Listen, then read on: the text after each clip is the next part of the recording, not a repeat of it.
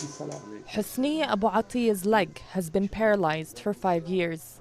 The 75-year-old Palestinian woman was stranded, unable to leave her home in the Jenin refugee camp for 5 days without her life-saving meds. I have diabetes, high blood pressure, and have undergone 2 heart surgeries. We die waiting for medical care. There are no cars to take you to the hospital.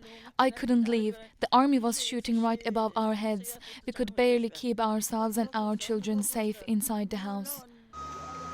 The Israeli military launched the largest assault targeting the northern areas of the occupied West Bank, including Jenin and Tulkarem, in more than 2 decades.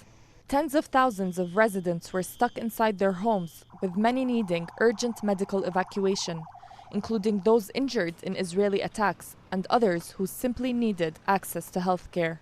During the 10-day Israeli army raids, soldiers laid siege to a number of Palestinian hospitals, including the Jenin public hospital.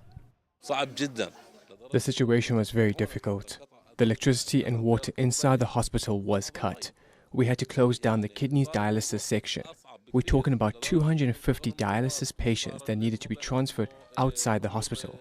Separately, the soldiers would search injured people arriving at the hospital. We received one man with a bullet injury. The soldiers raided the ambulance and beat him up badly.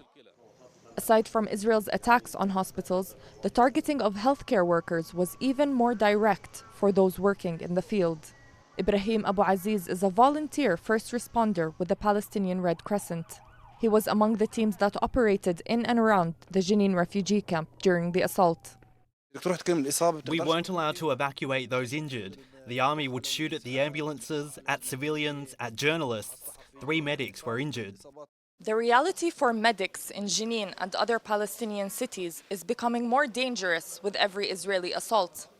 They say that the Israeli occupation has no respect for healthcare providers and the international protections that are meant to be afforded to them. Zena Tahhan, TRT World, Occupied West Bank, Palestine.